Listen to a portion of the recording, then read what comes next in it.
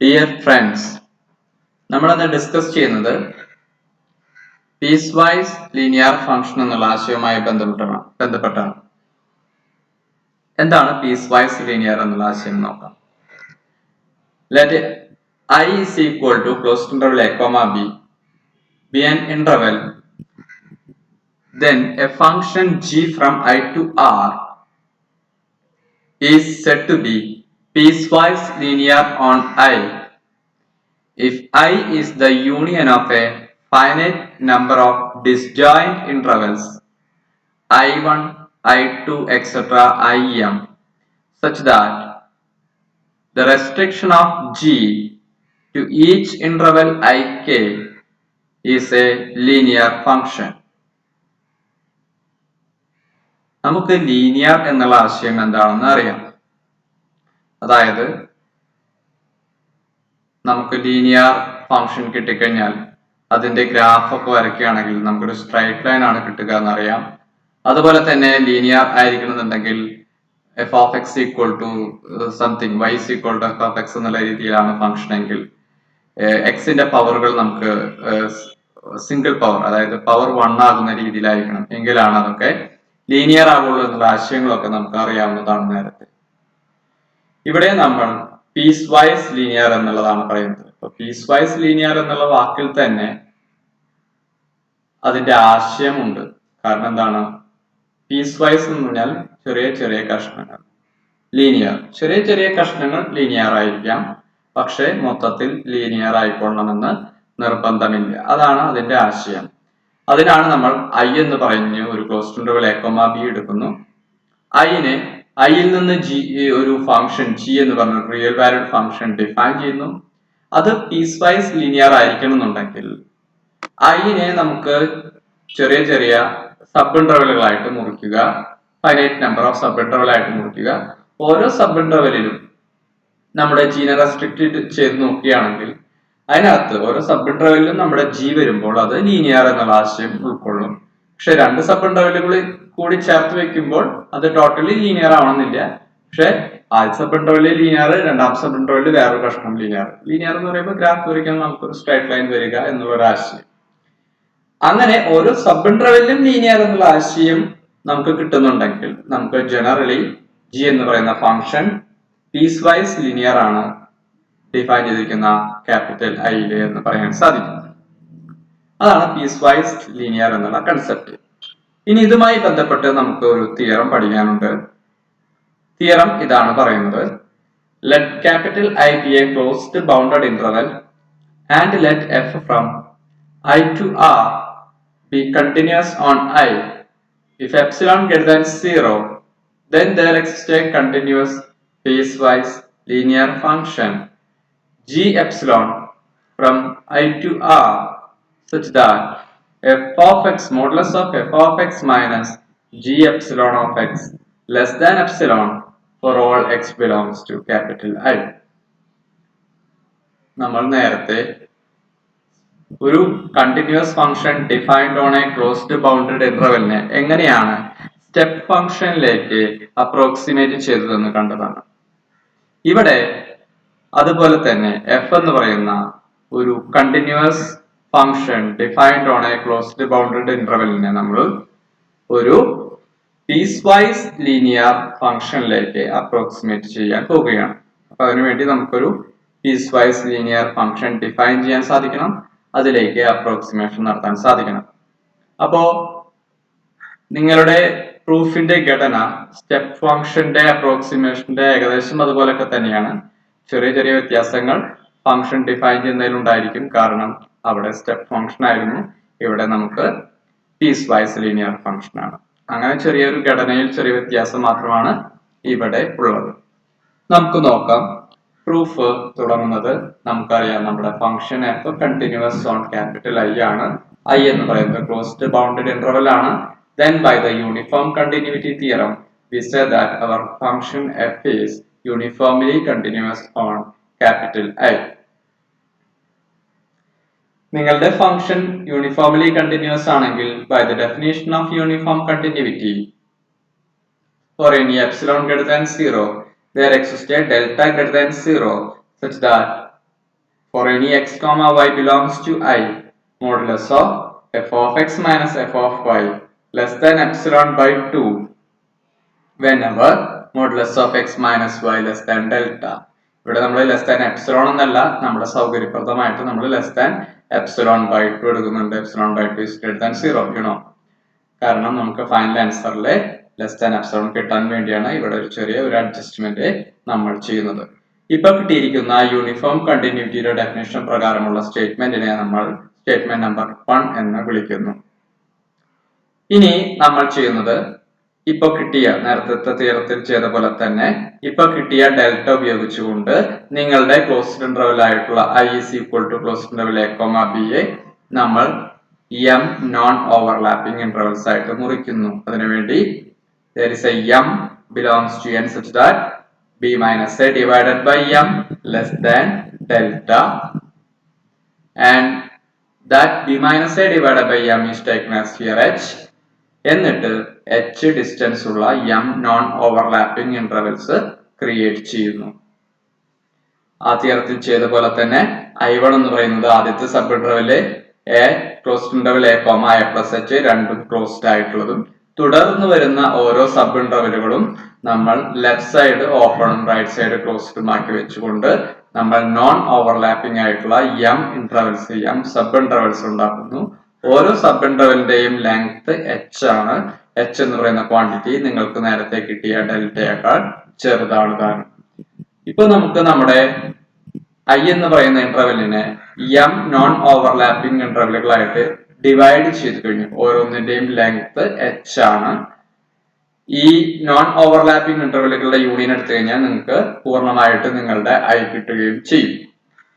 അങ്ങനെ ഒരു സാഹചര്യത്തിൽ നമ്മൾ അടുത്തത് നമ്മുടെ g എപ്സിലോൺ എന്ന് പറയുന്ന ഫംഗ്ഷൻ, അതായത് നമുക്ക് പീസ് വൈസ് ലീനിയർ ആക്കി മാറ്റേണ്ട നമ്മുടെ ഫംഗ്ഷൻ നമ്മൾ ഡിഫൈൻ ചെയ്യുന്നു. g epsilon from I to R defined as follows. Define ചെയ്യുന്നത് എങ്ങനെയാണ്? അതായത് g epsilon of x equal to x minus a plus k minus 1 into h divided by a plus kh minus a plus k minus 1 into h into f of a plus kh minus f of a plus k minus 1 into h plus f of a plus k minus 1 into h. അതായത് നമ്മൾ ഇവിടെ ചെയ്യുന്ന കാര്യം, നമുക്കറിയാം x എന്ന് പറയുന്ന point I ൽ നിന്ന് എടുത്തു കഴിഞ്ഞാൽ തീർച്ചയായും x എന്ന് പറയുന്ന പോയിന്റ് എക്സാക്ട്ലി 1ik ഉണ്ടായിരിക്കുമെന്ന് നമുക്കറിയാം. അങ്ങനെ നമ്മുടെ x ഉൾക്കൊള്ളുന്ന ik നമ്മൾ എടുക്കുന്നു. That is our open a plus k minus 1 into h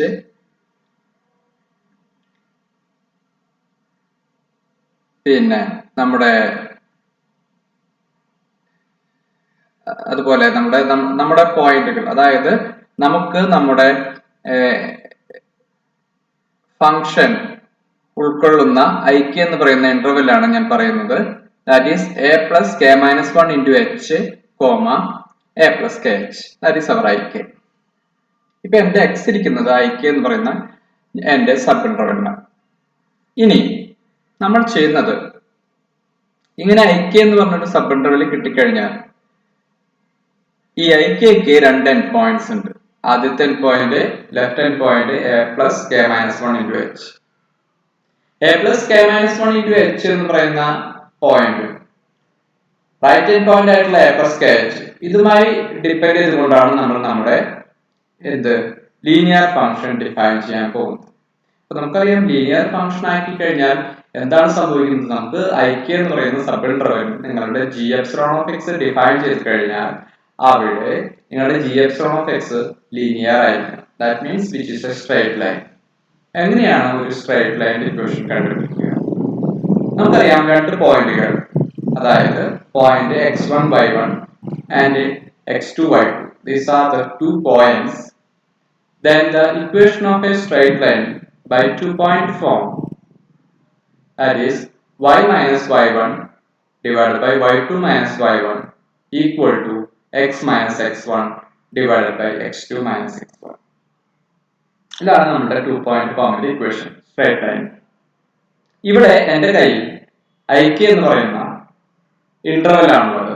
IK എന്ന് പറയുന്ന ഇന്റർവെലിനെ ഒരു point left hand point a plus k minus 1 into h. That is taken as your x1. And the end point, that is a plus kh, that is your x2. നമുക്ക് എന്താണ് പോയിന്റുകൾ ആവശ്യം? x1 y1.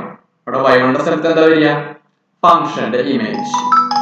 ഫംഗ്ഷന്റെ ആ പോയിന്റിലുള്ള image ആണ് നമുക്ക് ആ സ്ഥലത്ത് വരുന്നത്. അപ്പോ നമുക്ക് എന്ത് സംഭവിക്കുന്നു വെച്ച് കഴിഞ്ഞാല് നമ്മുടെ a plus k minus 1 into h എന്ന് പറയുന്ന നമ്മുടെ പോയിന്റിന്റെ ഇമേജ് എന്തായിരിക്കും? f of a plus k minus 1 into h. So we get x1 comma y1 is equal to here a plus k minus 1 into h comma f of a plus k minus 1 into h.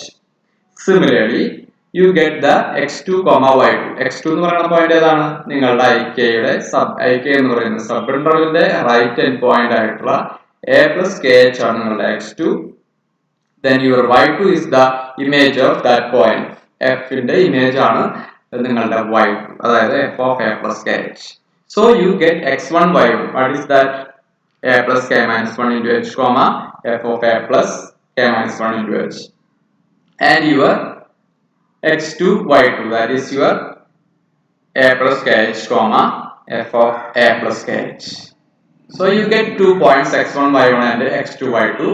Then you can find the straight line connecting these 2 points, that is y minus y1 by y2 minus y1 equal to x minus x1 by x2 minus x1. You can substitute your values x1 y1 and x2 y2 to this equation.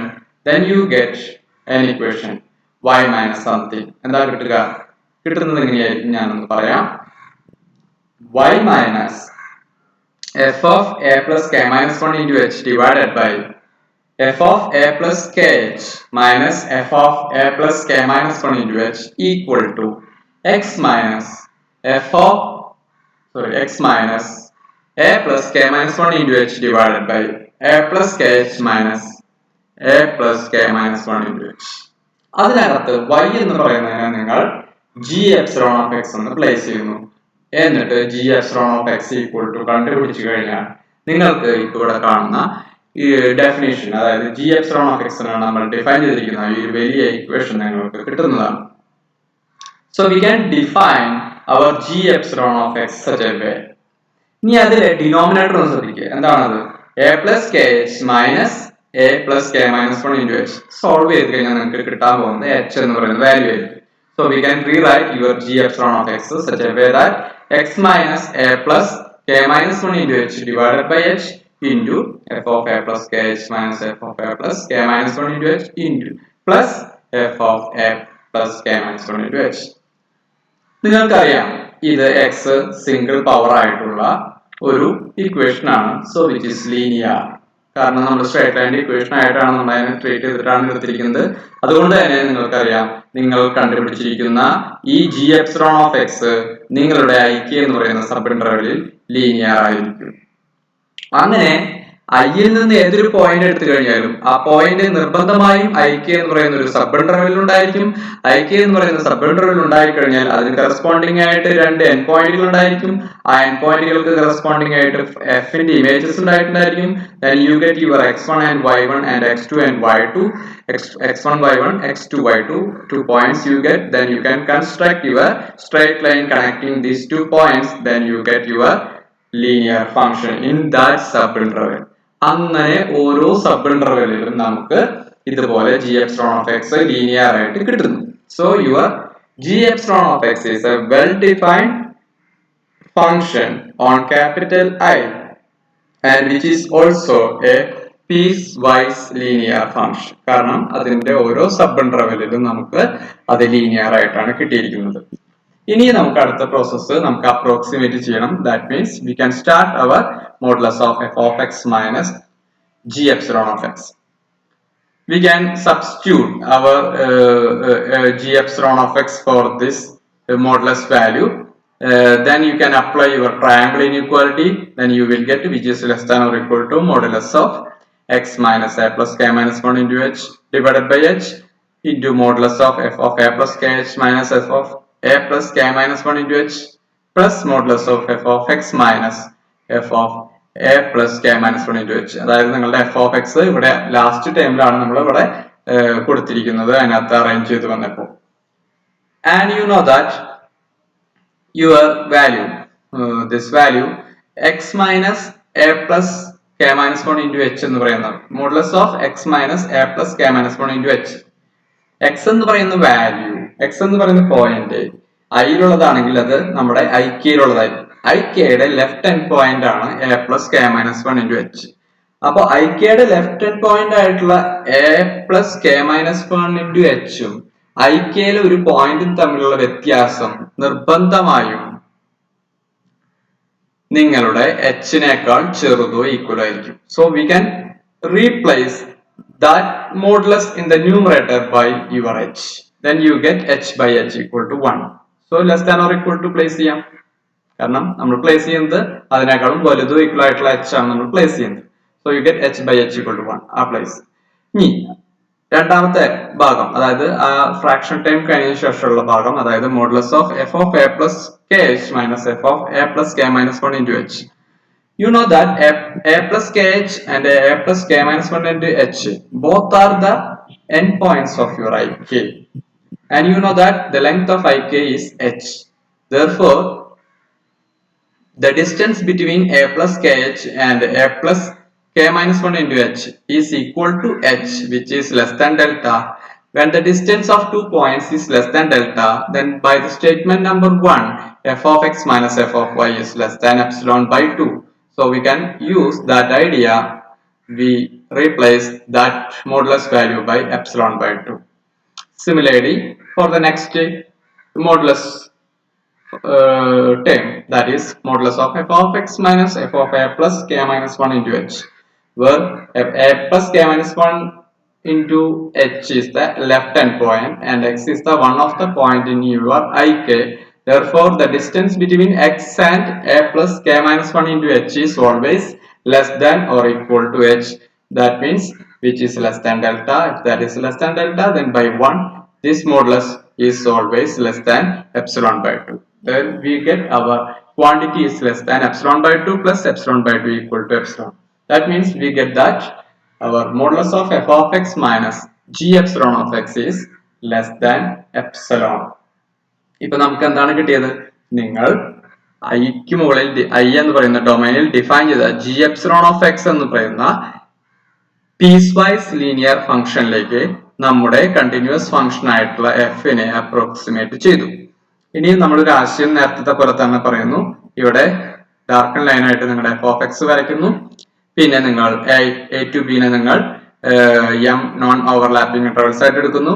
എന്നിട്ട് ശ്രദ്ധിക്കുക, ഇപ്പോ ഞാൻ എടുക്കുന്ന ഒരു first sub interval എടുത്തെന്ന് വിചാരിക്കുക. എന്താ വെച്ച് കഴിഞ്ഞാൽ ആദ്യത്തെ പോയിന്റ് എ, രണ്ടാമത്തെ എ പ്ലസ് എച്ച്. എന്നിട്ട് നോക്കുക, A comma F of A എന്ന് പറയുന്ന പോയിന്റിൽ നിന്ന് A plus H comma F of A plus H എന്നുള്ള പോയിന്റിലേക്ക് നമ്മളൊരു സ്ട്രൈറ്റ് ലൈൻ വരയ്ക്കുന്നു. അതാണ് I1 എന്ന് പറയുന്ന സബ് ഇന്റർവെലിൽ നമ്മുടെ ജി എപ്സിലോൺ ഓഫ് എക്സ്. ഇനി അടുത്തത് ചെയ്യുന്നത് എന്താണ്? അടുത്തത് ഈ എൻ പോയിന്റിൽ നിന്ന്, ഈ എൻ പോയിന്റ് കറസ്പോണ്ടിങ് ആയിട്ടുള്ള പ്ലെയിനിലെ പോയിന്റിൽ നിന്ന് അടുത്ത ഇന്റർവെല്ലുമായിട്ട് ബന്ധപ്പെട്ട് നിങ്ങൾ അവിടെ പോയിന്റ് ക്രിയേറ്റ് ചെയ്യുന്നു. അതിലേക്ക് നിങ്ങൾ സ്ട്രേറ്റ് ലൈൻ വരയ്ക്കുന്നു. അങ്ങനെ നിങ്ങൾ ഇങ്ങനെ ഓരോ സബ് ഇന്റർവെല്ലിന്റെ എൻ പോയിന്റുകൾക്ക് കറസ്പോണ്ടിങ് ആയിട്ട് ഫംഗ്ഷന്റെ ഗ്രാഫിൽ വരുന്ന പോയിന്റുകളെ കണക്ട് ചെയ്തുകൊണ്ട് നിങ്ങൾ സ്ട്രേറ്റ് ലൈൻ വരച്ച് പോകുന്നു. So you get a epsilon aura, അതായത് എപ്സിലോണിന്റെ ഒരു ഓവർലാപ്പ്, ഒരു ബൗണ്ടറി പോലെ രണ്ട് സൈഡിൽ നമുക്ക് ക്രിയേറ്റ് ചെയ്യാം. അതായത് F of X plus epsilon, F of X minus epsilon. അതിന്റെ ഉള്ളിൽ നിങ്ങളുടെ സ്ട്രേറ്റ് ലൈൻ എപ്പോഴും പൂർണ്ണമായിട്ടും ഉൾക്കൊള്ളും. ഇനി എപ്സിലോൺ നിങ്ങൾക്ക് ചെറുതായി കഴിഞ്ഞാൽ നിങ്ങൾക്ക് അതിനനുസരിച്ച് എന്ത് സംഭവിക്കുന്നു? ഡെൽറ്റ ചെറുതാവും. ഡെൽറ്റ ചെറുതായി കഴിഞ്ഞാൽ നിങ്ങളുടെ ഓവർലാപ്പിംഗ് ഇന്റർവൽസിന്റെ എണ്ണം കൂടും. എണ്ണം കൂടിക്കഴിഞ്ഞാൽ നിങ്ങൾക്ക് ഈ പറയുന്ന ലീനിയർ എന്ന് പറയുന്ന ഫംഗ്ഷൻ, ആ ഗ്രാഫിന്റെ ലെങ്ത് കുറഞ്ഞുകൊണ്ടിരിക്കും. അപ്പൊ നിങ്ങൾക്ക് ആ ചെറിയുന്ന എപ്സിലോൺ ഓറയ്ക്കുള്ളിൽ നിങ്ങളുടെ നിങ്ങളുടെ ജി എപ്സിലോൺ ഓഫ് എക്സ് എപ്പോഴും ഉൾക്കൊള്ളും. അപ്പൊ നമുക്ക് ഇവിടെ കിട്ടിയ കാര്യം, നിങ്ങൾ എഫ് എന്ന് പറയുന്ന function continuous function defined on closed boundary interval എടുത്തു കഴിഞ്ഞാൽ അതിനേക്ക് അപ്രോക്സിമേറ്റ് ചെയ്യുന്ന രീതിയിൽ നമുക്ക് എപ്പോഴും ഒരു പീസ് വൈസ് ലീനിയർ ഫംഗ്ഷൻ ഉണ്ടാക്കാൻ സാധിക്കും. ഇതാണ് നമ്മളിവിടെ ഈ തിയറത്തിൽ പ്രൂവ് ചെയ്യുന്നത്. Thank you.